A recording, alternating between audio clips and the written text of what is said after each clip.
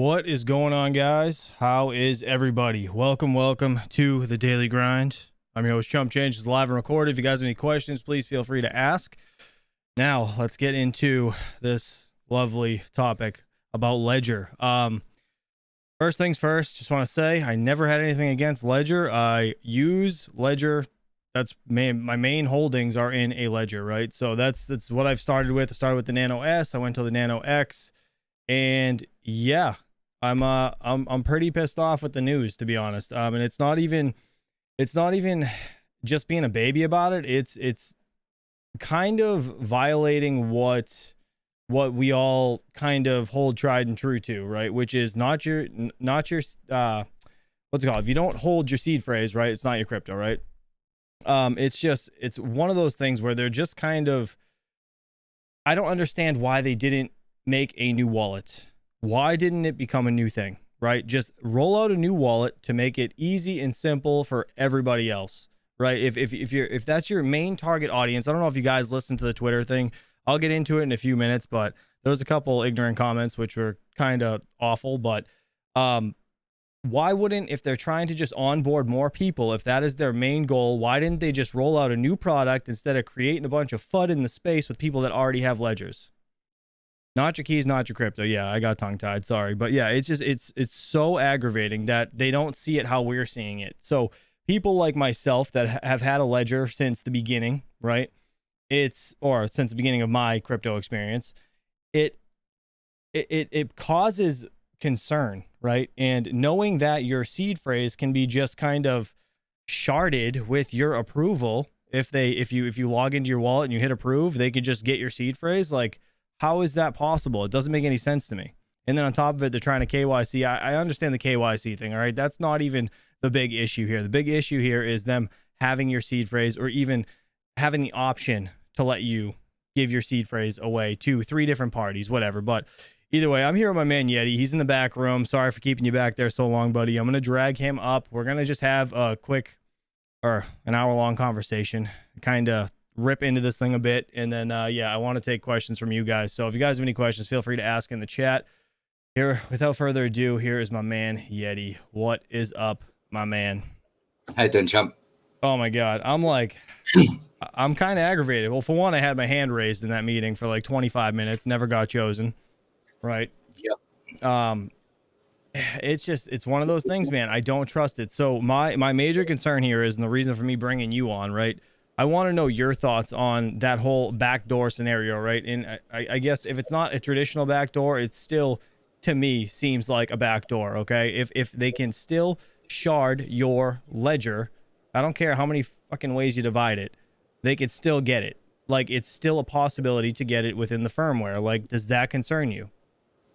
I mean, they answered a few questions, which was that needed answering of how it works. But Right. I mean, all that they've done is, in fact, yes, it requires confirmation, but you've effectively made a new attack vector, right? Which is a physical attack vector of, if that thing's stolen, and you've got to confirm it every single time on your device, like it does right now. Yeah. So what's stopping that person then, creatively working out what maybe the key might be for your PIN?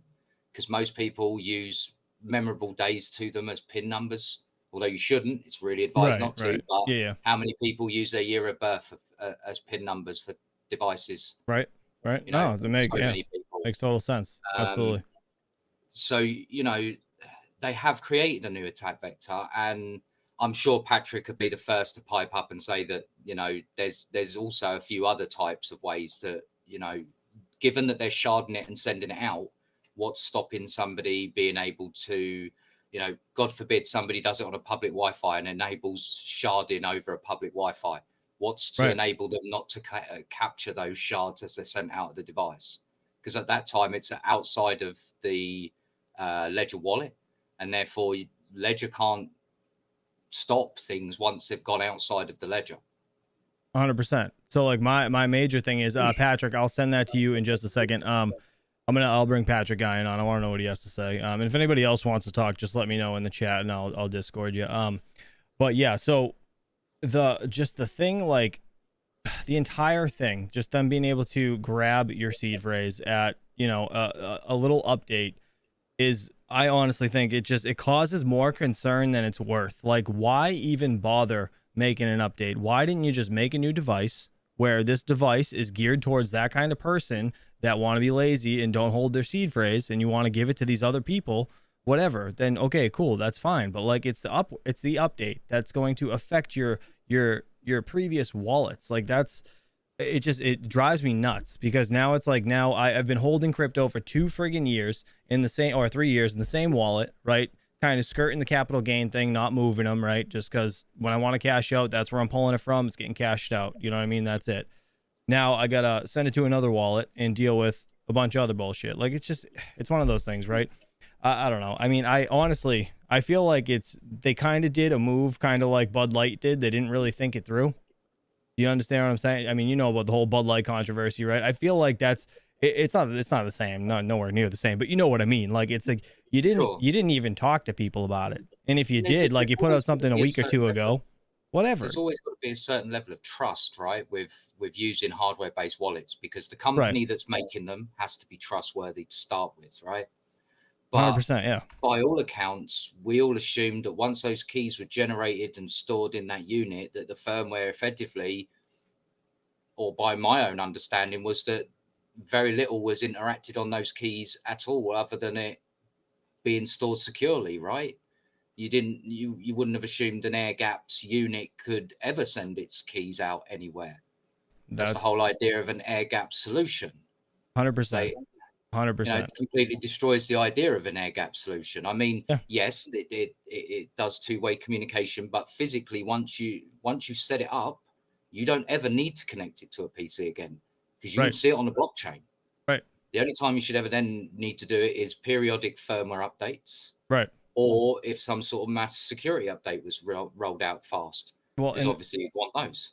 right. But they made a very weird comment that I'm a business owner, right? So I couldn't understand it from a sales perspective, let alone a technical perspective, which is that they were talking to somebody and he was talking about a specific attack vector, and they basically turned around and said, if you've got that much value in crypto, then our product isn't for you.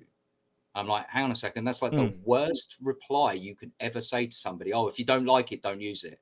Hmm. That's like the worst Yeah, in my it view. was some bullshit. It was straight ignorance. And to be honest, they made another comment too. Was it was a live, by the way. If anybody doesn't know, I didn't even share my screen. Hold on, let me share this. It's gonna kind of cut off our face for a second, so bear with me. Entire screen. Let's go here.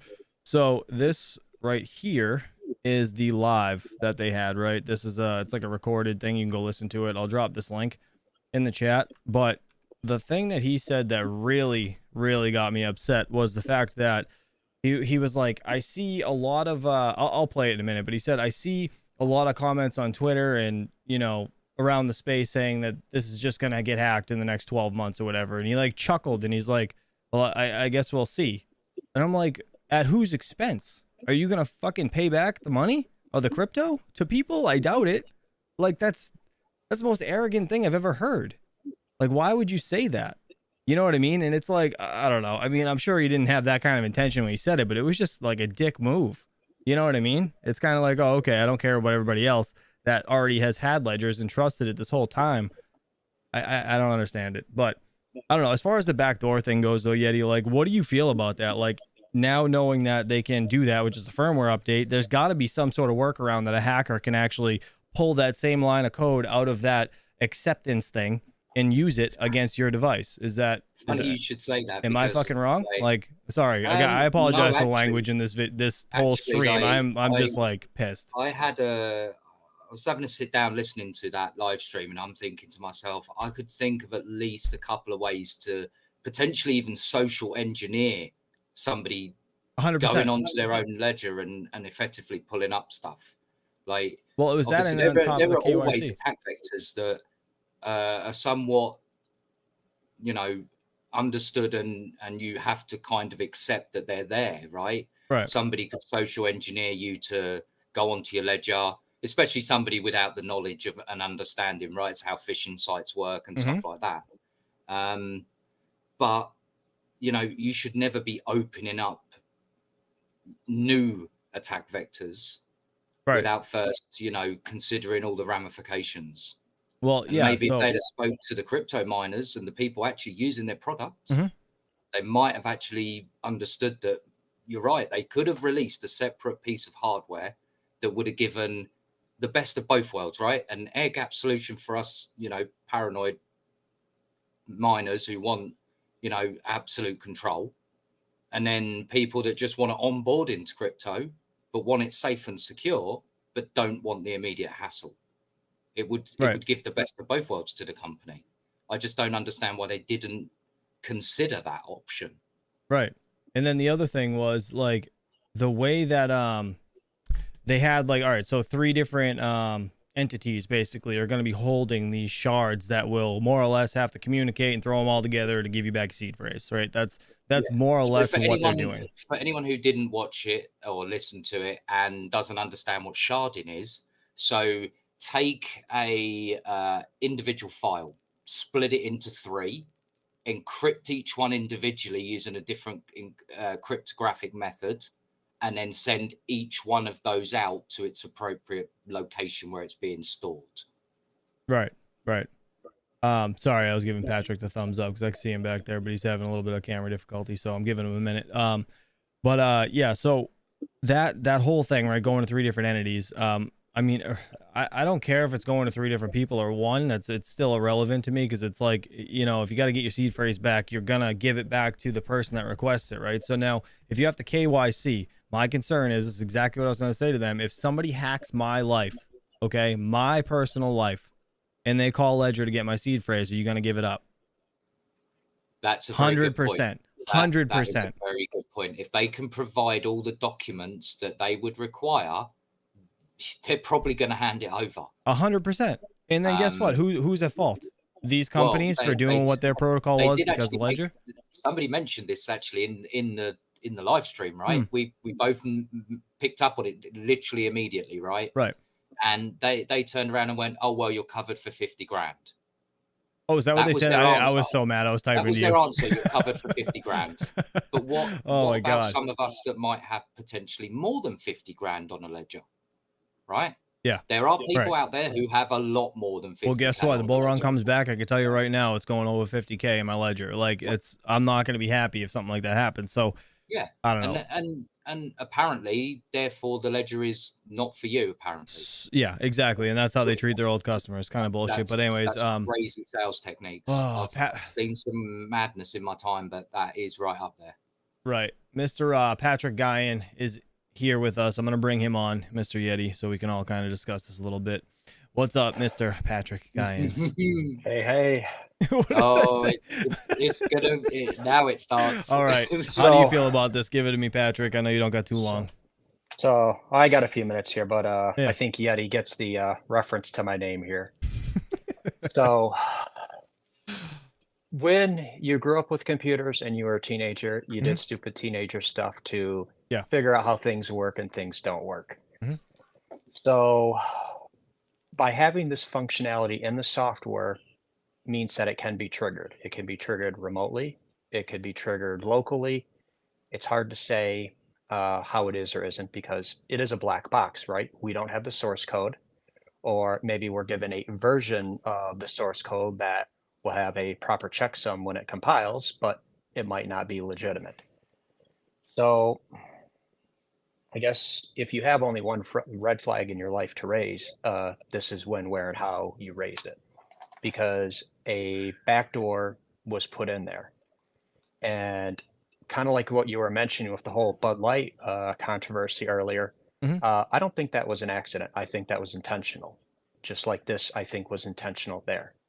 These people are in too high of positions to where they're educated to understand what it is that they are not doing. I personally look at this as a bad faith actor has done this, not by accident. That's crazy. It's crazy to think about it like that, to be honest. Well, That's why you have me on, because I have the crazy thoughts. Yeah, I'm gonna say them out loud. Yeah, I honestly didn't think of it like that. But just like, if you guys listen to that rerun over on Twitter that they just had, I don't know if you listened to it, Patrick, but some of the stuff, like, it's like they were kind of skirting around the real issue, how unsafe you're making everybody feel that already has a ledger. Like, that's the friggin' problem here. It's not how you guys want to implement an update. It has nothing to do with that. The fact of the matter is that you said that they could shard off of an update. My problem is they pull that line of code out of that update and they use it against your ledger. A hacker's getting into your shit and getting your seed phrase. And then guess what? They don't need your device. They're going to upload it onto a new ledger and it's gone. Like, it's it. So they've created an interesting attack vector for social engineering, because people are fudding like, oh shit, I just updated it. What do I do? You're going to do a search, and you're going to have some third-party person not working in your best behalf who might say offer you some advice or an update. So back in the day, software cracking was a pretty common thing, right? So if you think of a program, any program, right? All it is a list of instructions, thousands and thousands of lines of instructions. I'm oversimplifying it, right? Yeah. So when you open up your program, it basically starts from instruction 0, works its way down, kind of jumps around in the code as the instructions are told to. So what we did for patching games back in the day, so that way it skips all the DRM, is you'd figure out in the code, you would step through it to, okay, this is the instruction before it looks for the DRM. This is the section after the DRM. So why don't we just jump from instruction 7 down to instruction 17 and entirely bypass that? So what you're doing is you're circumventing any security features that you've put in there. Right. It's a pretty basic rudimentary explanation, but the fact that this code exists in there most likely means that can be done. That's my concern. That's 100% my concern. And I feel like, I mean, I doubt they knew who I was, but like, man, I had my hand raised for like 25 minutes. It was an hour-long stream. Do the math. It was like half the time, and they didn't pick me. Like, come on. It's some bullshit. And, I mean, the last guy that spoke on that, did you listen to it at all, Patrick, or no? Mm-mm. All right, so the last guy that spoke on that, he kind of raised the question, like, why didn't you guys bring up a new wallet? Why didn't, just why didn't you do this, that, and the other thing, more or less? Kind of picked on some of the points that I was getting at. And their whole thing was just, basically it's an optional update. It's, you have to have your ledger, you have to like accept it to have it fork over your seed phrase. But I don't even know how. That's my problem with that, though, that if it's an opt-in solution, that means on that device is the mechanism to do that thing, regardless of whether it's opt-in or opt-out. It has that mechanism built in. Point blank. That's the point. That's it. And part of better security practices is you want to keep up on updates for zero-day exploits. So someone who is security savvy is going to be like, oh, they fixed some shit. We need to make the update. Right. That's where they get you. It's so aggravating. It's so aggravating. So what's the 0-day exploit? What's that? Can you explain that a little bit? A 0-day exploit means that somebody has a way to compromise a system that hasn't revealed it to the world yet. So there's no real knowledge of it. Interesting. It's a new one for me. Never heard that. But that's it's good to think about. So you should be updating, I guess. So somebody asked in the chat about, if you guys have any questions, please just at me in the chat. Somebody said it's a Trojan horse built into the wallet. Yeti, what do you think about that? Actually, the definition of a Trojan, exactly. Yep, it's hidden inside. That's it. Trojan. If it can do something without you triggering it, that's definitely a Trojan. Yeah. Yeah, but we have the benefit that the Trojans didn't happen, and we know these things exist. Yeah. Yep. Yeah, that's oh my god, it really does just scare the shit out of me. Hawk, thanks for the 199 super chat. He said safe pal for the win. Yeah, safe. I mean, see, it's now it makes me think about all these damn wallets. I'm not even gonna lie. It makes me so nervous now about every freaking wallet out there, that there is something inside of it that can be. It's down to that trust thing, right? You're going to trust them not to do that kind of thing in their firmware. Well, Ledger's openly come out and now basically said the complete opposite. We're going to destroy your trust in us to not go and do these kind of things behind your back. They could have released a separate product which would have ring fenced this whole idea for them and caused zero grief for the crypto industry, because they would have probably been like, oh well, what a brilliant way to onboard, you know, new people that don't understand crypto. Right. It would have been ring fenced. It wouldn't have touched anything existing. Everyone would have had the best of both worlds. But who in their marketing department didn't think of that? Right. I mean, obviously somebody dropped the ball. Sorry, go ahead, Patrick. No, and it's just like, you know, Yeti and I have a certain understanding of security. You don't have that security, and you're a plumber, but Right. yet you understand and identify this just as quickly as we do. Right. It's So yeah. so when I say that, I feel that this is, you know, I need to actually get a proper tinfoil hat to put it on here.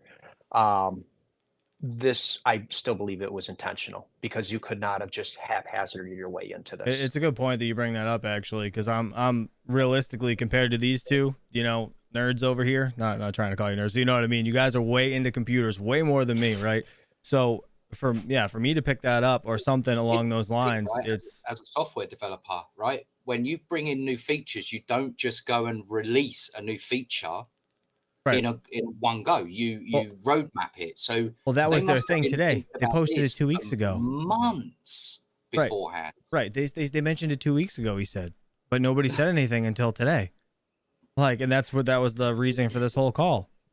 Like, what? And 2 weeks ago, man. That's release something like large on your website, or give people a heads up, like, hey, this is what's able to be done. This is what we're going to do. Do you guys agree with it? Take a poll. See what people want to do. I mean, again, it comes down to spread and FUD. It's just fear, uncertainty, and doubt. That's what that stands for. If anybody doesn't know, it's one of those things where you scare the shit out of people when you tell them that they're going to be able to click on an update, accept it, and it's going to give away their seed phrase. That is, it's terrifying to a lot of people, especially if you have a lot invested into crypto. Like, you know, a lot of us YouTubers, a lot of us that watch this channel, pretty much every miner here has a decent amount on either a hardware wallet or just any wallet at this point now, to know that this can happen. It's just super aggravating. Super aggravating. Well, this also comes at about the same time as one of the more infamous people of the WEF has taken over Twitter. Oh yeah, that's right. Let that sink in for a moment. That's right. Sorry, what was that? Say it again.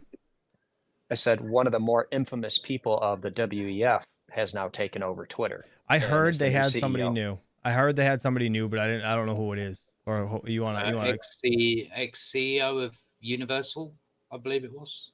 Yeah, some communist cuck who. Oh man, well, the wife showed up. She said, just had to hear the British voice, or I had to hear the Brit. She said.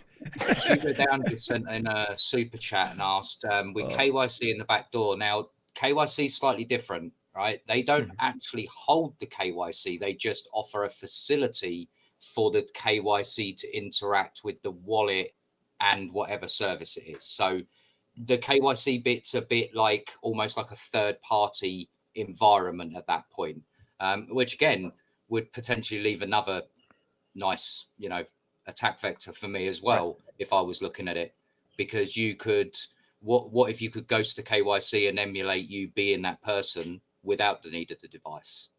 That comes down to as much the KYC company though as Ledger. Right. That's not just on Ledger's shoulders. Yeah, that's kind of what I was bringing up. Somebody hacks your life. They call this company like, hey, I need my seed phrase, and they give up everything they asked for because they got into your personal stuff. It's you know, they're probably going to give it up because they don't know who you are. They think it's this person. Like, I mean, yeah, that would be fault to two people, but at the end of the day, I feel like it's Ledger's fault. They shouldn't have done that, at least in my opinion. They should have just rolled out a new wallet. Chris Hanley in the chat said, sorry for my ignorance, but can you just not update it? Yeah, you can just not update it, but my major concern here now is that they even enrolled this, or the fact that it had this line of code in there that they can do this with your acceptance is my concern. That is my major concern. And I'm sure that every wallet now has it. That I didn't even think about this before. I don't know if you guys did, about this whole line of code thing being an option for them to just change an update and allow you to click a button and it gives away your shit. Like that's, I don't know. It really concerns me.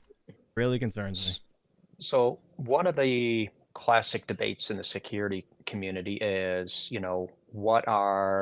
what's going to be the most effective way to intrude your way into a system? Is it going to be social engineering, or is it going to be a man in the middle attack where you have somebody who's between the sender and the receiver? Ledger is right there, immediately in between the sender and the receiver, and this is their code. So whatever they do or don't do, they control the encryption keys for whatever's being sent out through there. So people might think, well, I just have to, kind of hook up my treasure, when I want to hook it up to send, and then I just take it offline. Okay. Well, they as an intermediary are going to be there. So if they, as the man in the middle, get compromised by somebody else assumes their role, their capability there. And again, that's a really bad attack vector combined with the fact that people are going to be fudding about this too. So you're getting hit from both ends on it. And the thing that makes Bitcoin is the fact that it's a trustless system, not an untrustable system. And that's what this has become. Right. No, I totally agree. Because it's, you're literally putting the fate of all of your crypto in the hands of these people not effing up. Mm-hmm. If somebody was to go after Ledger and actually manage to get their cryptographic keys, like, listen, if somebody hacked Samsung, there's got to be 3 different companies with cryptographic keys that have got to hold the cryptographic keys. So now you've got 3 ways to get a cryptographic key for all of Ledger's. Well, so I guess the only argument against that is being devil's advocates. The 3 different companies are all separated. Whatever. Who knows? We don't even know these companies, do we? Did they even say? They didn't say who they were, did they? I don't think so. They did, but they also mentioned that they're also 3 different companies located in 3 different jurisdictions. That's right. So I remember that now. America, EU, and UK. Yeah, no, I remember them saying UK, that actually. I would probably guess it's probably one of the escrow services we've got in this country, because we've got a very good tech escrow service over here. Right. So chances are it'll be one of those companies. And okay, they come with all the legal cover and everything like that, but it's still too much for me. Yeah, they just got to hire the one wrong person. Yeah. It doesn't even have to be somebody from the outside. Well, what I was bringing up, like, all right, so I said Samsung, but I meant Intel with the whole LHR unlock. That whole hack scenario. Listen, if they somebody turned it off with a firmware update. NVIDIA. Oh my God. Yeah, it drives me nuts. Because, like, if they can hack into a company like that, what on earth makes you think they can't just hack into Ledger like that? Oh, and if it's orchestrated with the right people, no amount of cybersecurity is going to do you any favors. Because if the top 10 hackers in the world target you, you're screwed. Oh, you might as well just turn offline and just not run online at all at that point. Because if they're targeting you like that, it's game over.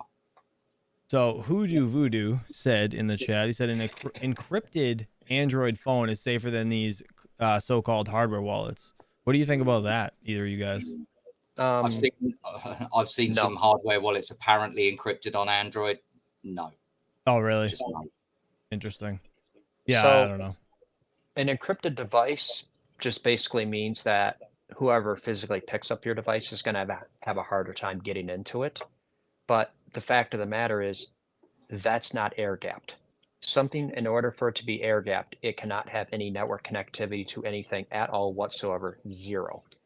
Yep. The fact that it's got Wi-Fi, it's got Bluetooth, it can get online, there is no air gapping. So who gives a shit if the device itself is hardened very well? Mm-hmm. It's going to get onto McDonald's Wi-Fi or something else, and then that's it. It's not your home network that you got to worry about. It's the public networks that you got to worry about.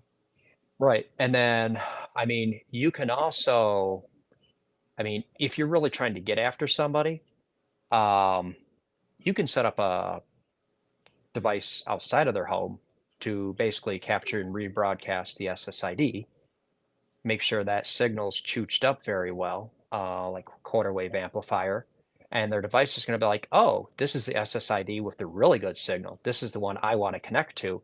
So you're forcing them to connect to your external network, but you're doing it kind of like a hub versus a switch. So what hubs and switches are two very different devices. So you would think, okay, well, you plug in your network connections and you're able to get other network connections to everything else. What a hub does is everything that comes in goes out on every single port all the time. A switch switches to only the necessary connection that you want to have. So if you have something running like a hub, you're Interesting. basically taking in all the information and you're broadcasting it back out. You're able to capture, you're sending it back out. They wouldn't have any reason to notice. That's interesting. I didn't know that. Really interesting. Hugo down again. Thank you for the $5 super chat. Sorry, what'd you say, Eddie? Best place to do that kind of attack used to be internet cafes. Oh, I bet. Because people would connect to the Wi-Fi. You could set up, make it look exactly like the internet cafe's Wi-Fi, and you could just sit there. Dude, imagine the airport. Airport's the same way. Yeah. Shit. I didn't even think of that. That's crazy. Now, there's one thing interesting as well. It's a device called a WeBoost, and I install these frequently for clients. And what it is, it's a cell phone signal amplifier. So if you're in a building with, bunch of brick, bunch of rebar, steel roofs, that kind of thing, your cell phone service is going to be kind of trashed. So you'll want to stick up an antenna on the outside where you've got good coverage, penetrate, bring it inside. And then you've got a small set of antennas in there that are specific to the wavelength you need on cell phones. So then you have this device that's capturing all the cell data coming in and going out. Now, a WeBoost in particular is going to be a passive device, right? So it's just going to get data, send data, get data, send data. Well, the fact that that exists means that somebody could make an add-on to that in order to take the data, capture it, and keep it down. So if you're in a more remote area and you have somebody that you're looking to go after, you are able, by virtue of just understanding how cell phone switching technology works, you're able to override their existing signal because you're giving them a better one. Right. That's crazy. Guys, hit that like button. We have 54 likes, 131 people here. Appreciate you guys for hanging out. I don't know. I'm debating if anybody wants to call in, put it in the chat that you want to call in, and I will either post it in the live stream or I'll DM it to you. I'm just interested to know if anybody else has anything to say about this. It's, man, I like going back to Hugo's super chat where he said what'd he say, for like, is the KYC thing in the back door? He said, won't this open the government's ability to confiscate people's crypto?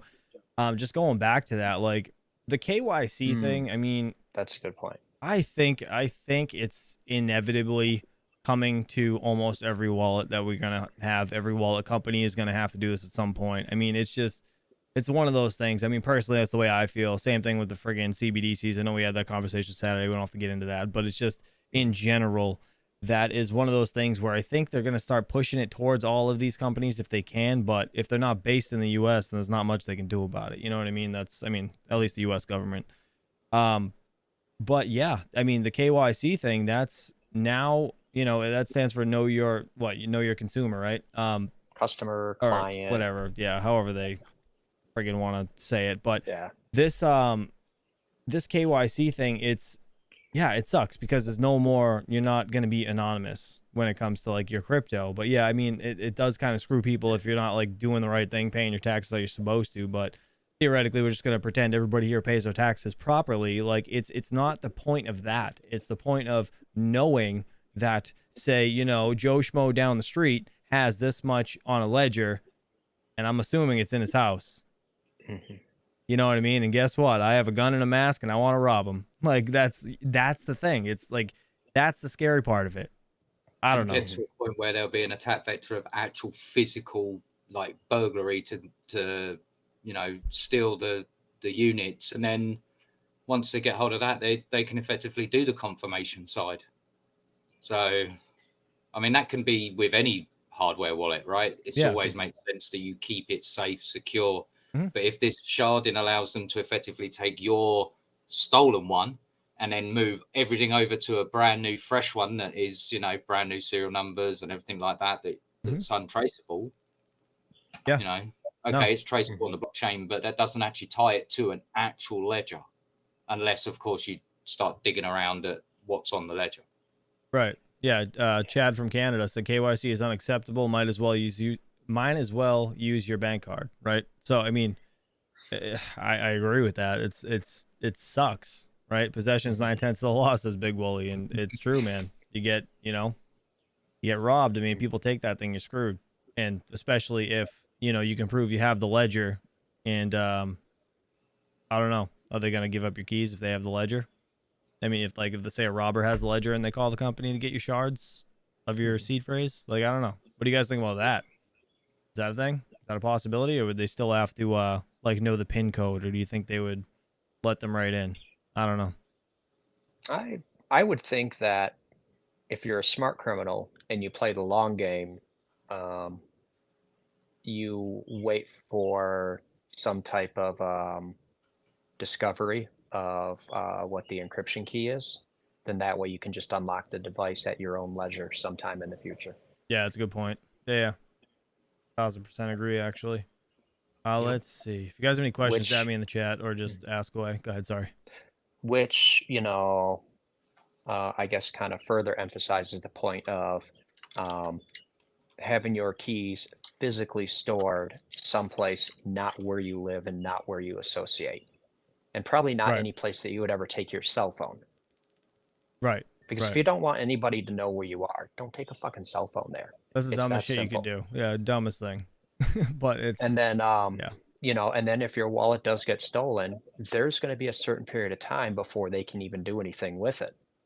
And then so you can just rebuild your wallet on, whatever, move it to a different wallet, and then, okay, all the funds are gone. I mean, you have it, but they're gone from the criminal. Right. Correct.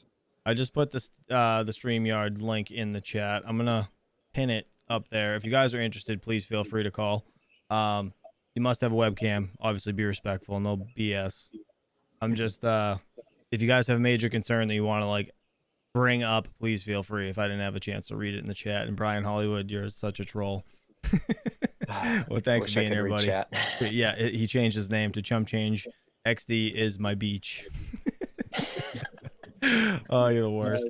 But man, I don't know. This whole thing really just does concern me. So Yeti, as I guess a guy that knows a lot about, hacking stuff or whatever, how does this whole backdoor thing really, I guess, concern you? Like, what's the ease of it if somebody really wanted to dig into it? You know what I mean? Is it considered a backdoor? Like, how do you consider it? Is that not the technical term that you'd use for a line of code that gives you a seed phrase? I mean, if it's whether it be intentional or not, right? Or whether or not you want to even call it a backdoor per se, what they've done is develop a mechanism that goes against the original plan around what the ledger was sold for.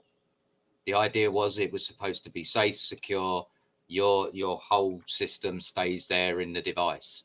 If it can now send it out of that device, well, that's kind of defeats the purpose of the device in the first place. Right.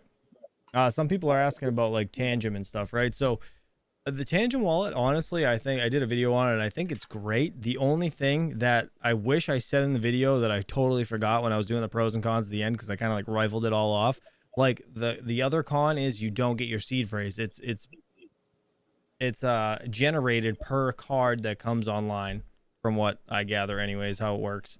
So the seed phrase is now another concern for me, where it would still be, I guess, susceptible to this same type of coding somewhere in the wallet.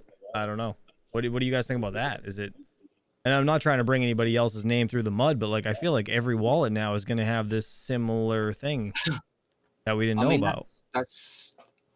I'll be open and honest. I do not use a wallet on this at all. Right. Ever. I won't. I can't bring myself to do it. Yeah, no, I mean, I think it's, it's bad enough that I've got to run wallets on my PC, Zelcore and stuff like that, because there's no other choice, unfortunately, for Flux and stuff, for native Flux, that is. You know, I bought a few of these, which being the Ledger. It's literally brand new. It's still cellophane wrapped. Right. Yeah, before we listened to that live stream or the thing in Twitter that they had, we were going to open that up and do the firmware update to see what the hell would happen. But maybe, Yeti, if you want, maybe you can just screen record what it shows when you open it up and set it up and send it to me, and I'll make a video of it later. Yeah. But yeah, I'm super curious to know how it says it in Ledger. If it's like point blank, okay, this is what's gonna happen, or if it's like, oh, new feature, check this out. You want to update now? Yes or no? Like, I have a feeling it's probably gonna be something stupid like that, and nobody really sees it coming. So 100%. I mean, you agree, Patrick? You think that's probably how it is? Just, you know, check out this new feature we got. Yes or no? And it'll probably be the last line of the update code as well, like what they're listing has been fixed. It just says you're fucked. Yeah. It'll have all the good security updates. And that little one right at the bottom there. Yep. Don't forget, in case you lose it. Yeah, you're just like, dummy. So in the chat, we had Panda earlier saying that he said the same thing. It should have been a brand new wallet, which, you know, that's what I think. To be honest, it would have cleared up a lot of this FUD in the space, right? Again, fear, uncertainty, and doubt. If anybody doesn't know, it's just one of those things. They're trying to onboard new people. Don't scare the shit out of everybody that already uses it, because now your sales are gonna go friggin', you know what I mean? They're just gonna tank. That's just my opinion, but I wouldn't want to do that. Like, if I was, like, you know, the CEO or the marketing manager, that's like some bullshit. And then you go and say, you know, well, if you guys don't agree with the way it is, then I'm sorry, it's not for you. Like, okay, well, you just told 50% of people to go fuck themselves. You know what I mean? Like, that's more or less what was just said, because they don't care. Like, they rolled it out anyways, and they didn't ask. I don't know. Catering to lazy people. Exactly, Mr. Jonesy. 100%. Well, I mean, if you have a security product, say like Malwarebytes, right? Which is a pretty good piece of software. I like that. Yep. Your target client is everybody who owns a computer. That is your customer. Sorry, can you repeat that again? I was reading what UK Miners Club said. Sorry. Well, I said, you know, if you got like Malwarebytes, right? You know, a good like piece of anti-malware. Yep. Your target customer is everybody, not 50%. Right. And 100%. if you offer security anything, I mean, even if you're ADT, right? You know, the alarm service company. Yeah. Your customer is everybody who has a building that needs it secured. Residential, commercial, doesn't matter. Right. Treated equally. That's how it is. That's how it should be. So UK Miners Club said, he tagged me. He said they can sell your data with your KYC to advertisers with a question mark. Is that in the update? That'd be absolutely awful. I would guess that would be held with the third-party companies that are using the KYC mechanism.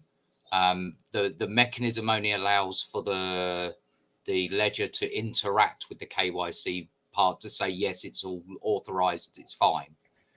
So there's a certain proportion that's going to be just like an API link between the KYC held with the third party and the ledger to just say it's confirmed. But I believe that's more going to be a third party thing than actually ledger on the KYC side. Gotcha. All right, we got our first caller in, Mr. Powerminds Crypto. We're going to try to keep it to a few minutes, but why is your camera not working? I could see him down. Oh, there it is. Hey, what's up, buddy? Chump? Good to see you, man. All right, so being young and into... I just had to update Windows, you know. Oh, geez. Yeah, he's got a frozen camera. Doing it's dumb all right. stuff, yeah. We know you. It's fine. I guess what's your major concern being a young kid in, you know, the crypto space? Does this make you nervous? Safety. I mean, safety is everything now, because anybody and everybody is trying to get $1 out of you for nothing, as my grandfather used to say. Nothing is free in this world. Yeah. I mean, at the end of the day, unless it's you know, free seed phrases, just hand it out. Yeah. With an update. There we go. Came back. Perfect. Now, do you use a Ledger? No, I don't. I use Zelcore. Use Zelcore. All right. So, I mean, How do you guys feel about Zelcore versus Ledger? Let's go with that, I guess. You want Patrick to start? Yeah, go ahead. The reason quick, I use actually, it, and this is a personal. Oh, go ahead. No, you go. The reason I personally use Zelcore is it's has everything you need in order to manage your crypto in it. If you want to exchange, it's got an exchange in it. It's got, multiple coins you can choose from, and you can have as many coins. I've talked to people who say their ledger gets full so easily, and it's a pain, really, for some people that have lots of coins. Panda. Yeah, I'm sure it is. Yeah, because the devices are only so big. You can only onboard so many coins into that ledger. Yeah. But yeah, I mean, that's an interesting point you bring up. I mean, I get it. Exchanging coins nice and easy. But at the end of the day, the Zelcore wallet makes me nervous too without the seed phrase. Because it's just like a... There is a way you can have a seed phrase in it. There is a way you can safe your account or something. Yeah, it's more of a command line that's like an ID code or something. It's like, way longer than a normal word. But the thing is with hardware is a company can easily implant something into hardware.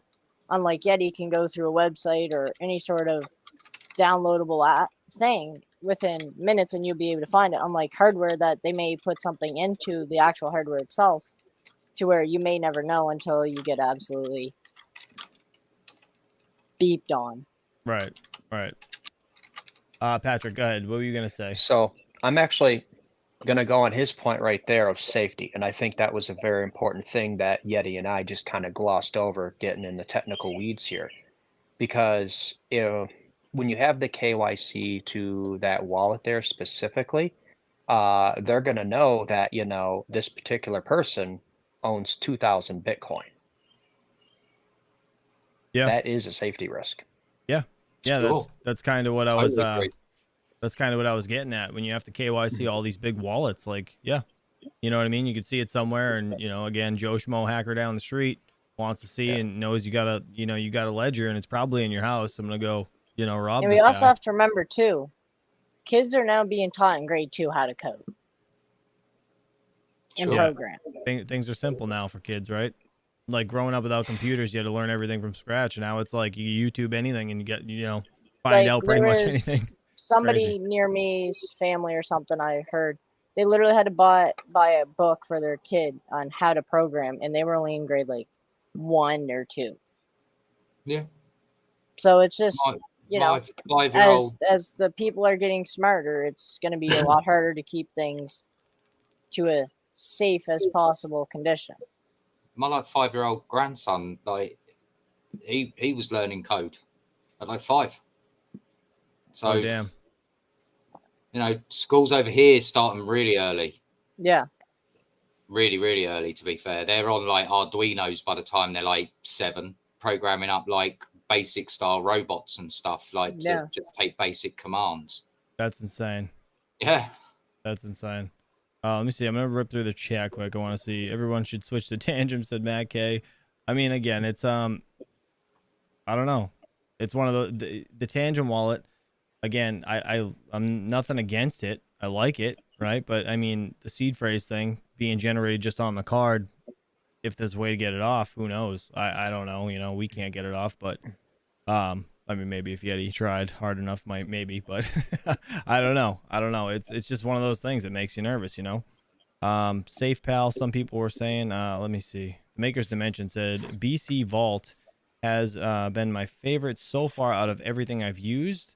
For really oddball coins, I use Safe Pal. Okay, interesting. What's the BC Vault? Never heard of it. BC Vault, isn't that something in inside Coinbase or something? I know you can make a Vault wallet inside Coinbase. I've done that for Litecoin before. Yeah. I haven't really played around with it. I kind of heard of Zelcore from Panda on one of his streams, and then I kind of signed up, and then I was like, okay, this is, pretty simple to understand, and,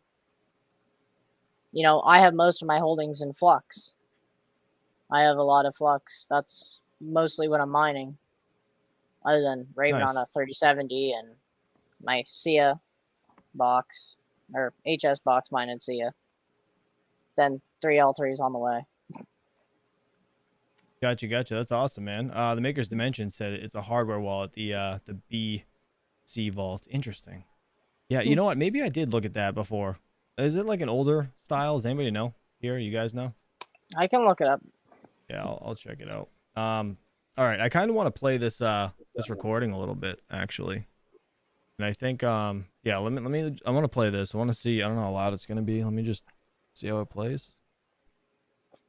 Let me see. The wired article and do the right thing. Seedless cold storage. What, the BC Vault? Yeah. Interesting. All right, let me skip forward to this. I think it was like 50. What'd you say? 51 minutes or so, Yeti? 51 minutes. All right. That guy was talking about the custom vector attacks that he was talking about. Yeah, they're not cheap though. Cool. Yeah, no worries. All right, we're gonna listen to something else. PowerMinds, actually, just before I play this, do you have anything else you would like to ask before? I would like to ask people if what with the L9, and can we talk about the KS3 for a minute on how absolutely stupid that thing is?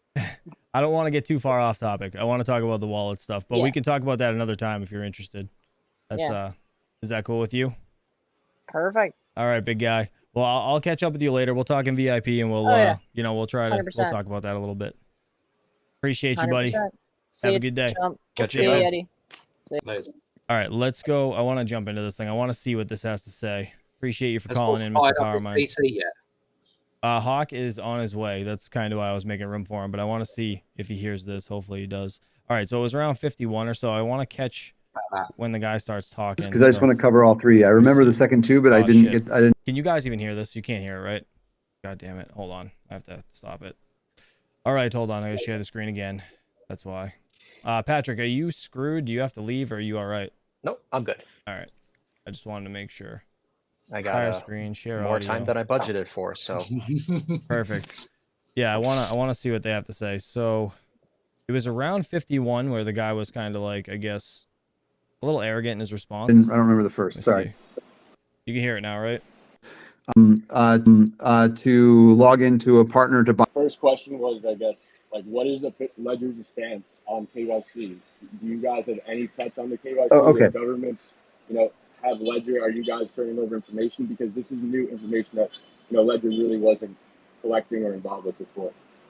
Could you guys hear that somewhat clearly? I know it was like really muffled, but that wasn't my. No, I think that's actually how he was coming through on the stream. Yeah, that's how he was coming through. All right, you guys can hear it though, right, Yeti and Patrick? Yeah. Okay. All right. I think the most important thing here is that this is optional. There are already many places. When it's optional, if people are opting in, right? You guys are pushing this as it comes out. Yeah.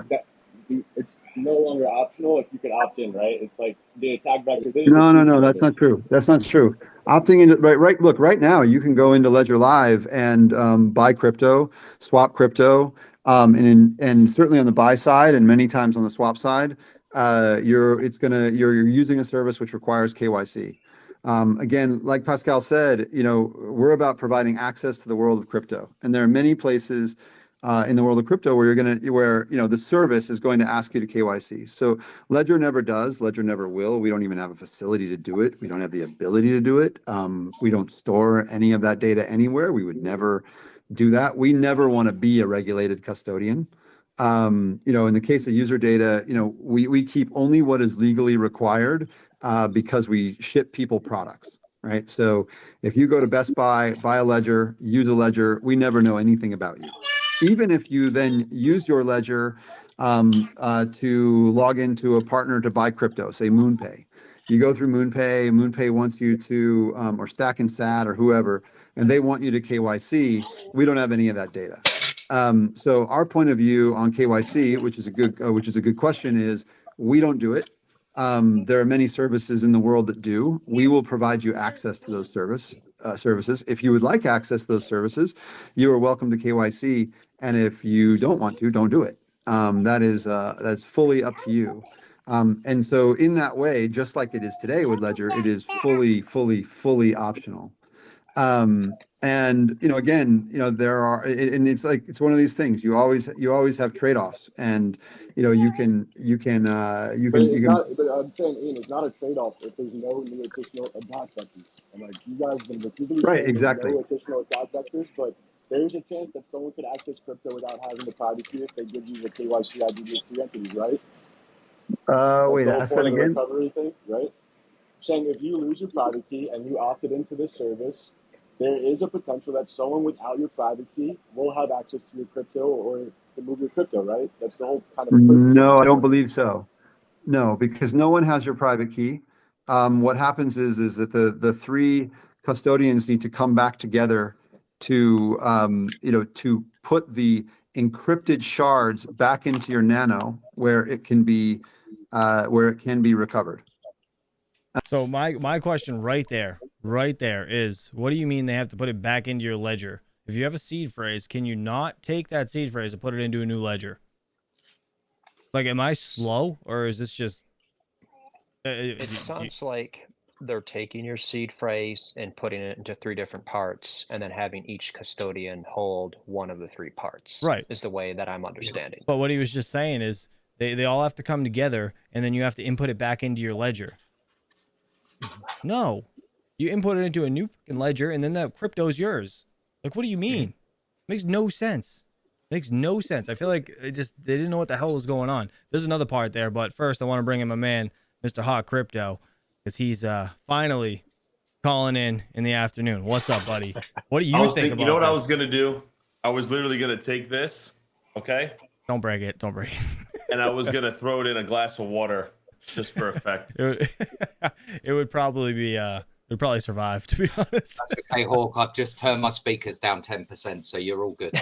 Oh, good. All right, cool. I don't want to wake up the neighbors. What do you think about this whole thing, dude? Like, is this concern you too?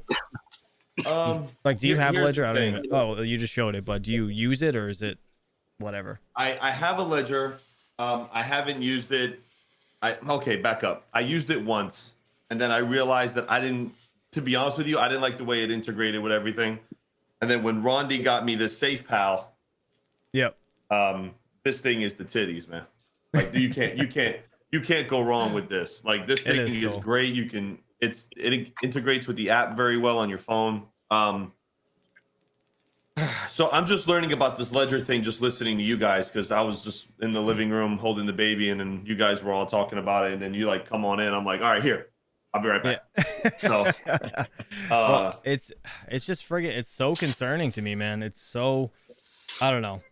You almost feel violated, right? As like somebody that's owned this for a long time. Okay, so let's back up here. I know we probably have some new people in here who don't know what's going on with the Ledger. Break it down. So they're doing a software update. Right. Okay. So it's not mandatory. It is you can choose to opt in or not to this new update.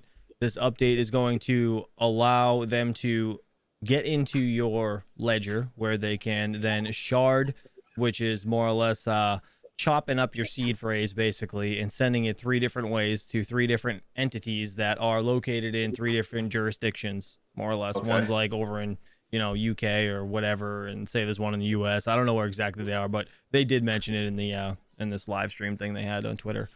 All right, so I'm not gonna come to the defense of Ledger. I'm not. But what's their intention?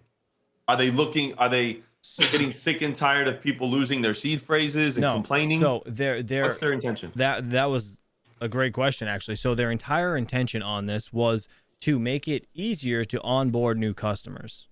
Okay. And in my reasoning, like, if you're trying to onboard new customers, make a new goddamn device that says, if you want to be lazy, buy this one. There you go. Okay. There it is. Yeah. You know what I mean? Okay. And again, please, I'm not defending Ledger at all. No, I'm just thinking it from a business perspective. I'm thinking, okay, we make a new device.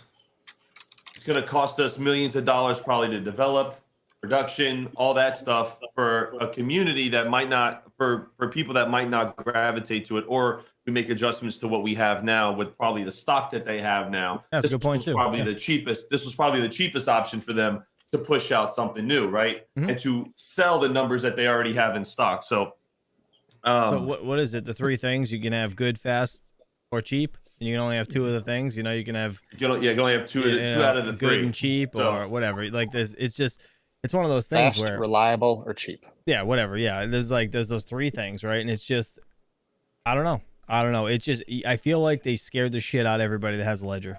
I feel like that's what happened, and it's gonna make people move away. From our community, yes, but from somebody who doesn't know anything about crypto, they're like, "Oh, good, this is great."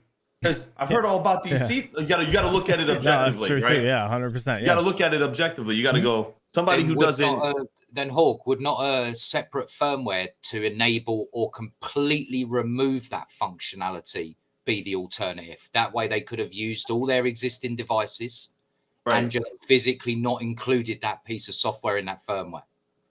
Right.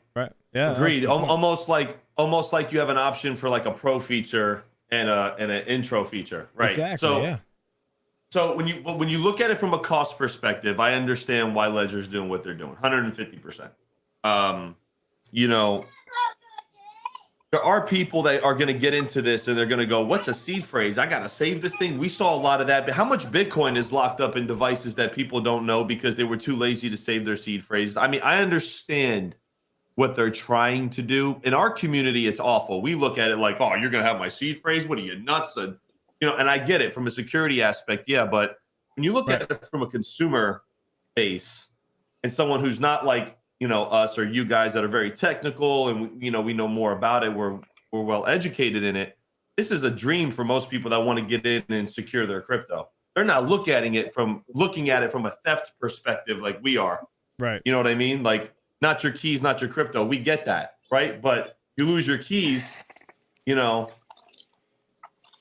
from a consumer perspective, people are going to look like it. They're going to go and they're going to say, "Wow, this is great. I'll just update this. They'll handle it for me. And if I lose it, it's backed up." I mean, yeah, no, I mean, it makes sense the way you're saying it. Yeah, I'm just trying to look at it from a different devil's advocate. I'm looking at it from a different point of view. I mean, can it lay disaster for Ledger? Absolutely. But man, there's such a big company with so many people that But think about it like this though. So I don't know how early you came into it, but like, I mean, we just saw the reaction of the entire Bud Light saga with this bullshit beer can that nobody cared about. I mean, it was a stupid move on their part because they didn't know their consumers and they just didn't give a shit, did it anyways, and now everyone's boycotting Bud Light. Now, do you think that this could potentially be the same BS that they just did to all of their, tried and true customers that always stand by Ledger? Or say like Crypto Zombie used to pass out ledgers on his live streams like once a week. Like, how do you think he feels about kind of pushing this product, which is like, not your keys, not your crypto, it's this cold storage, and now it's no longer cold storage. There's a line of code somewhere that says, "Hey, guess what? We can give away our keys." Like, that's fucking weird. Sucks. Somebody said something about insurance earlier. Did anybody say something about this? What was that? I missed that. I got in right around that part. So one of the companies that one of the shards end up with is a escrow service. Okay. So that comes with $50,000 worth of protection. Oh yeah, that's what you're talking about. Yep. I mean, there's an option for it, right? So it's like, okay, do you want Ledger to handle your stuff, or do you want to handle it on your own? Now, the question I have is this: if that is proprietary software built into every device, can they activate that remotely? This is what me and Chuck were talking about earlier. Right. Thank you. Exactly what I'm saying. That's exactly would be my concern. And for the record, I didn't hear you guys talk about that. That's you're fine. You're fine. In my brain. No, I'm glad you brought it up again because people need to hear that part. Like, that's the part that concerns me. And I'm thinking look, everybody knows Hawk Crypto Mining is not the technical guy. I call this guy this guy, I call this guy, and I call this guy. You know what I mean? And the mining king. I'm thinking of it like from a business perspective. Right. No, you make good points. With the adoption of crypto, increasing every year and people wanting to get more and more off exchanges as exchanges get a bad rap. From a business perspective, Ledger's probably looking at it going, okay, now there's going to be a lot of people getting off the exchanges because they've heard what happened with FTX. They're scared of their investments. They're worried about the SEC. They want to put their crypto in a device. We want to make it easy and we want to make it safe where the average person who's not technical can back up their seed phrases and not have to worry about writing it up, putting it in a safe and burying it in Panda's backyard. That's that from that perspective of marketing, they might be able to hit a whole new area of people, a whole new demographic of people, right? Sure. That's the way I'm looking at it. From our perspective, it's awful and they might lose. But listen, man, these companies, they have genius marketing people that are behind them, and there's calculated risks with companies, especially someone as big as Ledger with all their partnerships and they have.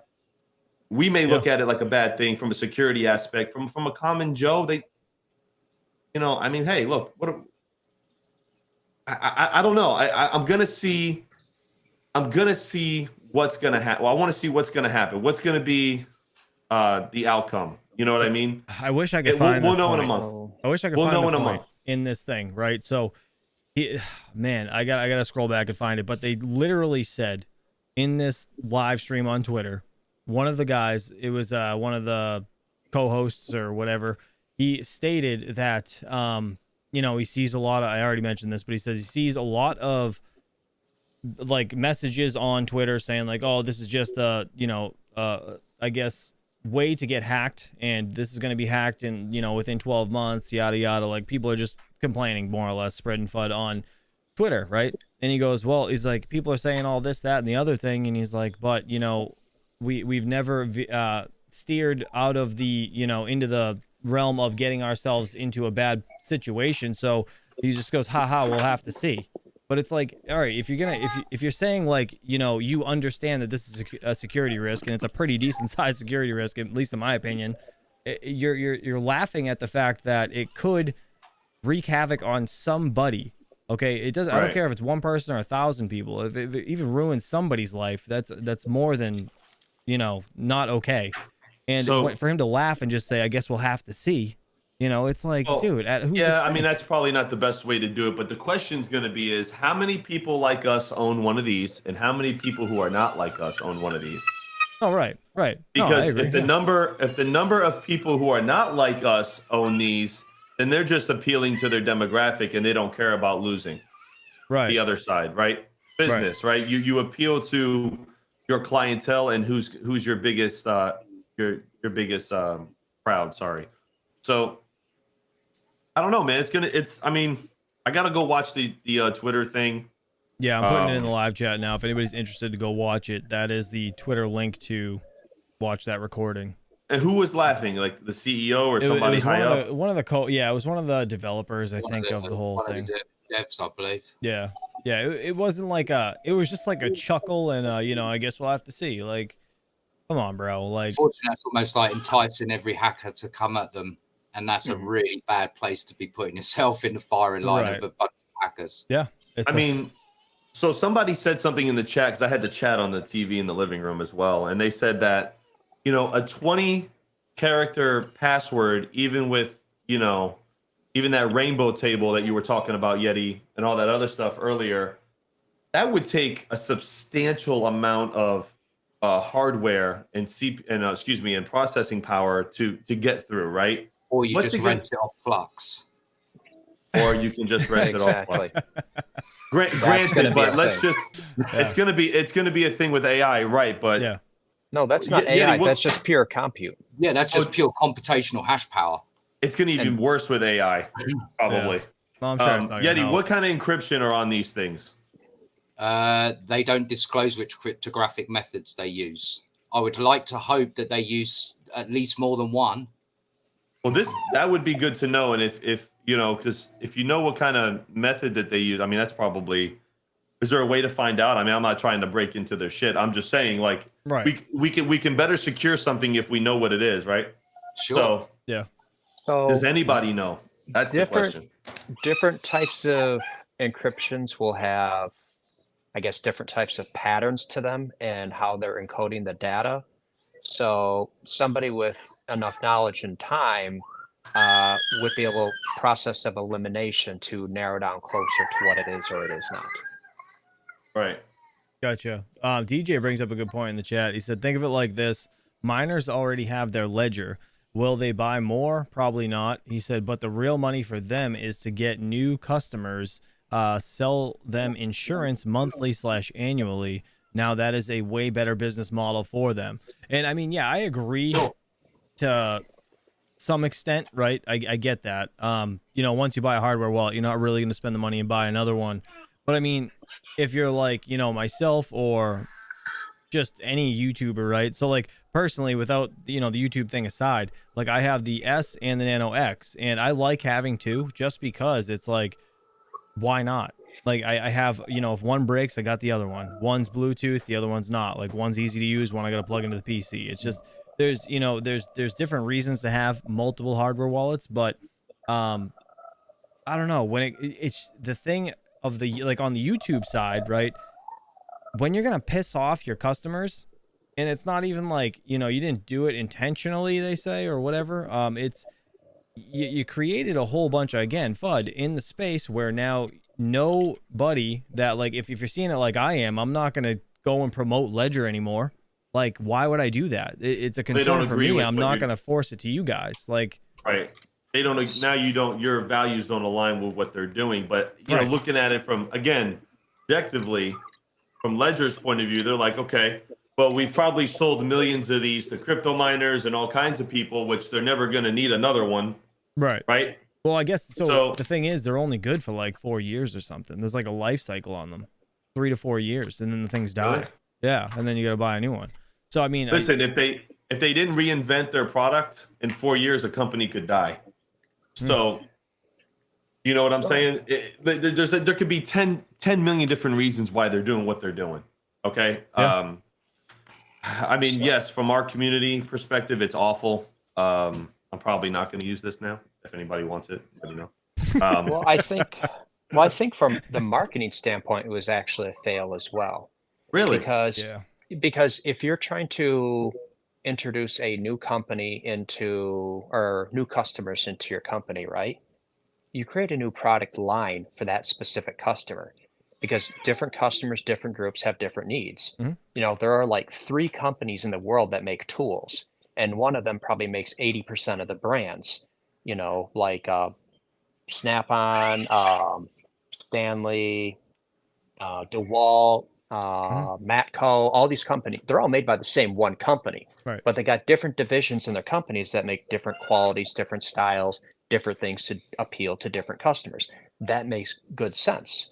So like they should have come out with, you know, like a Ledger that looks like a Tamagotchi, you know, it's pink and it's fluffy, it's got little rubber bumpers on the side, and it's obviously your entry level for somebody who just wants to get into it, and it has all the entry level features. Then that way that group is distinct away from everybody else, hardware and software wise, because that's what's going to pique their interest, and it's not going to immediately interfere with everybody else. You make so by not you make a good point, because also then if somebody becomes you know, versed enough, they're going to upsell them the more pro version, as it were, which would be an upsale, and therefore they're getting repeat business on top of the monthlies as well. So that's why I would have assumed that they would have gone down a separate product line just from the upsale. Yeah. I mean, there's so many different ways to look at it. Same, you know, same highway, same direction, different lanes. There's so many different ways to look at it. Yeah, I would love to get them on and have a conversation with them if they wanted to join like Saturday nights or something. I'm gonna see if I can reach out to them over there and try to get some sort of like interview. If we could do just like a live AMA with them where they could ask questions, because like I like Twitter, that thing is cool how you can talk and, you know, whatever, and be like a co-host or a speaker or whatever. It's I don't like the the live chat. Like if they had a live chat feature where you could type questions in at the same time and they could read from it, that'd be perfect. So I think YouTube's more geared towards that. That would be awesome if they would come on. So if anybody knows anybody at Ledger, please let me know, but I'll try to send this guy a tweet or whatever. I do have a question though. Yeah. Like, so with this service, right? If everything is supposedly on this device when it's not connected, I mean, how are they going to get into it anyway? Well, the problem is if you update it and you allow them to take your seed phrase, that's kind of one thing I was getting at. Like if they have the 3 parts of your seed phrase, they can just take that seed phrase and implement it into a new ledger. That's how I did it for my Nano X. So then this would not be real cold storage then, and then all that stuff's backed up on their database at some point. Yeah, I'm saying. So if that was the case, this was never real cold storage. Because a real cold storage is you're taking it completely off. Yeah. You know what I'm saying? Well, and it's not custodian wallet. So their argument Right. is Wallet. right. That's what it's turned into. Yeah. So their argument is the fact that you have to plug it in and accept it for it to be able to spit out your seed phrase and shard it over to the companies, right? And I mean, yeah, I guess so. If you don't do that, yeah, it's cold storage. But like, I'm scared to shit to plug the thing in now, because if I plug it in and it freaking does it without my consent, how the hell do I know if it did or didn't on the next update? Stefan Cicero makes a good point. He goes, "How many other companies have backdoors into wallets? That we don't know about? I mean, That's listen, SafePal is connected to an app on my phone. You know what I mean? You were talking earlier about Wi-Fi and SSID. I mean, yeah. So is there like a way to get into this? Like, I mean, what's truly cold storage then? Right. I don't think A anything's laptop. really cold anymore at this point. A paper wallet's the only thing that's truly cold. You can probably get a computer, a laptop that's just that you have for wallets. Chisel it onto a stone tablet. That'd be pretty safe. Probably. Get all Oh my biblical gosh. on there, chisel it in. I love Either it. that or have it tattooed on yourself. That'd be another option. Yeah, it'd be real All embarrassing if someone different steal it parts if of your it's on my body ass so that cheek. they're not in all order. Right. Get a wallet on get a wallet on a laptop, right? That you don't use for anything else. You don't even look at your emails on it. You don't even go web browsing, only to download what you need to download. We'd have to disconnect know what I mean? it from And- the internet, yeah. And disconnect it from the internet, or put it on a VM. You know what I mean? And completely remove it from there. I mean, that's probably the safest way to go, other than having something physical in your pocket. I mean, Right. I 'cause mean, then so, what like, if the apps? I mean, phones are easy to get to. I mean, Android phones. I'm not here for the Android Apple argument, but Android phones are terrible with security. They're awful. I don't give a fuck what anybody says. They're awful with security. iPhones are a little bit better, but have been Not compromised much. before. Have been compromised before, though. iOS is, listen, I say this 150 times. I took a cell phone forensics class, and I'll never own an Android after that. Anyway, but what do you way do? to go. You lost Patrick. Yeah. What do you He's what do probably you holding his do? breath. He's screaming. He's punching the wall right now. No, Yeah. I totally, I mean, yeah, honestly, any phone can get hacked to some extent, That's right? what I'm saying. That's what I'm saying. I lost all faith when they had that one dude. I guess there was a shooting, and the FBI got into the guy's phone for Apple. They were able to get into his phone when Apple refused to open it. Oh, wow. And I lost all faith in Apple security after that. So Oh, wow. That's crazy. that's They sent it off to a company, didn't they? And they promised that they would crack it, and yep, they did it. They got in. I don't know how they did it, but they got in, and that's Probably it's brute concerning. forced it. Probably brute forced it because the lock screen is actually exploitable. So you know how it normally is supposed to lock you out for 60 minutes. You can buy a USB dongle that plugs in, and basically it disables that, so you can rapid fire and brute force them. That's insane. It's crazy. Yeah. So Don't put anything on your phones anymore. I'm deleting all my pictures. I'm hiding all the evidence. Go ahead, Patrick. What are you going to say? So, iPhones are inherently more insecure because there is, I'm trying to remember, is it Pegasus? Is a 100% root access. Somebody just And said that that in the works. chat. Do you guys know what Pegasus 2 is? I have no idea. So, I assume an enhanced version of Pegasus itself. But I mean, that's a state level actor piece of software that's not cheap, and Apple conspicuously doesn't patch any of their phones to be able to work around it. interesting. I got nothing. I I didn't got know no that. rebuttal. Yeah. I got no rebuttal. You're probably right. I just know what I know, and that's it. I don't. I have no idea. And this brings us back to, well, how do we know which pieces of software do or don't have backdoors encoded in them? When you have this particular exploit on Apple that has been intentionally not patched for a decade, that's a backdoor. I'm going to get a BlackBerry. How about this? When I get back, just don't call me anymore, everybody. Just get rid of the phone. send a raven like Game of Thrones. Just send a raven to the house. Brutal. All right, so I guess like just so we can wrap this up. I know everybody's got stuff to do. Last and final question, I guess, like what would be the next go-to crypto wallet? I guess you guys in the chat, throw it in the chat. I want to know what you guys use, or if you don't use the Ledger, what you would, or if you do use the Ledger, what would you go to now? Well, I think that here's a better question to ask, in my opinion. Yeah. Okay, the largest, arguably largest cold wallet storage company, whatever, is now doing this. Now, when you move to other stuff like now I want to do some research into SafePal now. Now I want to go look into Trezor. Now I want to go look into all of them now, because now this should trigger a dive into every single one of those. Everybody should be tearing these things apart, trying to figure out, okay, is there a backdoor like there is on the Ledger device in the SafePal? Is there another? I mean, right. Like I have the Ellie pals here that I'm kind of like I wanna see how the hell these things work now. Like that's what needs to be done, though. It needs to be done. You need to. We need to do a deep dive. Yeti might be some good content for you to do. Dive into some of these wallets, man. Tear them apart. You know what I mean? We thought coins was enough, Yeti. We thought coins was enough. Clearly, it's start doing some audits on these coins. I mean, on these devices. Yeah, it's something that a couple of people have actually approached me about. Doing hardware level analysis is a lot different than doing software based analysis. That's for sure. That will kind of require me to probably hack up some rather unique cables to try and circumvent, stuff. And then if I start doing that and the companies see, how long before we start ending up with cease and desist letters from them saying you're actively hacking our hardware? Well, yeah, I mean, here's what I would do.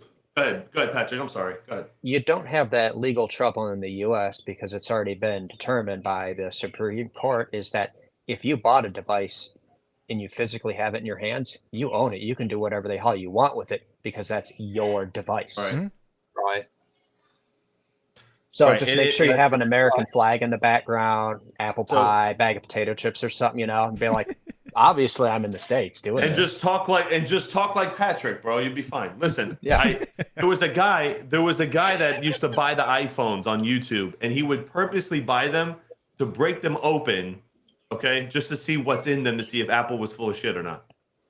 Oh, damn. The guy that did this actively, and nothing ever. I don't think anything ever happened to that guy. There's actually a proper term for that. It's called juice jacking, where you actually modify a USB cable to fit a payload on the actual USB cable, so that the moment you plug in, it'll still pass power like it would normally. You'd never know that it was transmitting your data. Huh. Well, that's weird. Oh yeah, one of the scariest cables going. Listen. UK law and US law are very, very similar. And once you own it, it's your property. You know what I mean? Like, it's not finance. Right. Yeah. So, I mean, if you took this apart and you did a hardware hack on it, trying to find out what's in it, what type of security it is, there's a lot of people who would like to know that. And you know what? If I'm a company like this, if I'm SafePal, right? I'm going to go out and I'm going to say, good luck. Because here's the thing. It's free R&D. Yep. Right. It's free R&D because now you're going to get people from all across the world that are going to bust it wide open on this thing, okay? And they're going to find out what's going on. And then guess what? They're going to go back to SafePal and say, hey, this is jacked up. The SafePal is going to go, cool, send it to us. We'll fix it. Yeah, basically, it's crowdsourcing your bug fixes. Right. It's the same thing they did with the Oxford Dictionary. Yeah. It's the same thing they did with the Oxford Dictionary. They mailed letters out to millions of people. It looked for words and dates and times. It took 1,000 men one lifetime, or it takes one man 1,000 lifetimes. It's one of those things. Like, get everybody to do it. So what's this? So this is, what is this, Yeti? That is basically a payloadable USB cable. You plug that into a phone and you can basically do whatever you like from it. Yeah. Oh yeah, That's that thing's like horrid. That's not even okay, dude. It's $175. You probably saw the rubber ducky, $80. right? Have you seen the little unit called the rubber ducky? No. Oh yeah, those are terrific. It allows you to bypass and circumvent a whole bunch. To see Patrick's laughing. I know he's seen it. That's crazy. Holy right? shit. Well, this is like a miniature version of that, just even worse, because you know, the rubber ducky makes no qualm about what it is. It's a, you know, a hacking tool. Oh, wow. The cable just looks like an ordinary cable. It doesn't even have any sort of branding on it or nothing. It legit looks the same. Like, yeah, it looks like my iPhone cable. It's the same exact thing. It's just less dirty. Man, that's nuts. Roy in the chat actually said there's a video of a guy on YouTube who brute forced his ledger brute forced in a ledger for an owner who forgot the seeds. He said videos are old. That means there was always a possibility for a break-in by one of the most famous of hackers as well. Nothing's bulletproof, man. Nothing is bulletproof. Nothing. Nothing when they come out and admit that there's a way to get rid of the friggin' seed phrase and send it to people, that's what scares the shit out of me, to be honest. You know, I use the safe analogy. I use the safe analogy, right? I have this safe in my house. It's bolted to the floor. It's in a reinforced room, whatever, all that good stuff, right? Yep. It's not meant to prevent somebody from going in there and taking stuff out. It's meant to slow them down in time for me or law enforcement to get here to go ahead and take them out. Right. That's what it's meant for. 100%. So it's the same concept with wallets, right? It's the same concept with any type of security, any type of encryption. It's just to slow them down. Listen, my mom always said, you know, in regards to like the restaurant when the hurricanes would come, I'm like, yo, we got to border up everything and you got to get everything, you know, boarded up. My mom would go, if they want to get in, they're gonna get in. Yeah, so 100%. Yeah, you can't. That's why we have insurance. Yep. Do the best you can to safeguard yourself and lower your risk. That's the only thing you really can do. Yeah, 100%. You know what I mean? Yeah. That's it. And exercise your right to bear arms. Second Amendment. Roy said that guy had $3 million in that ledger. That dude broke out. Holy shit. That's 100%. insanity. Probably. I did remember that. There's a company that does it too. There's a company that you can pay to do it. But I think you have to have like a X amount of dollars worth in there and all that kind of stuff. Oh, I bet they take a percentage. Oh, yeah, they take a man. percentage. Well, I think we've ranted on long enough. You guys are awesome. I'm putting in the live chat one more time. This is the Ledger status Twitter recording. If you guys have an hour to listen to it and you own a Ledger, I think it's highly important that you go and listen to it just to see what the heck they're saying, and you can agree or disagree with us. Whatever. Since we're done, I'm going to show myself for a second. I did the interview with Andy from the Oxa, and there's some new information on there. It was a really good interview. Yeah. Go check it out. There's some good stuff in there. And just for the record, the Harvey departure as well, just which for the record, was nice too. So. We read that in the chat. All right, Andy, read that in the chat. I didn't say you banged his wife. Someone else in the chat did. I just read it. He did say that. I had to. He goes jumping his wife on their live stream. He's like, love them. They're both awesome. But he's like, I didn't bang his wife. I'm like, I didn't say that. Oh my God. I just read it. It's like, God damn. It was so funny though. But here's a link to Mr. Hot Crypto's video. Go check it out if you guys haven't already. He deserves way more views on it. It's with Andy from the Oxa, and the reason good. Harvey's gone and all that stuff. So it's a really good interview. They got Fortnite coming in the Oxa. That's insane. Well, you just gave. Never mind. I don't have to watch it anymore, guys. Forget it. It's gave in it all. Title. I'm kidding. It's in the title. It's in the title. Fortnite's coming in. All right. More game. Yep. Well, maybe the opposite's true, and his wife banged him. Womp womp. Oh snap! There it is. There it is. Crypto mining is out of here. Yeah, we're out of here, guys. All right. Have a good night. Have a good day. Appreciate you all. See you guys in Discord. Thank you guys for calling in. Patrick, Yeti, Hawk. Love you guys. Appreciate you. Peace out. We'll see you guys soon.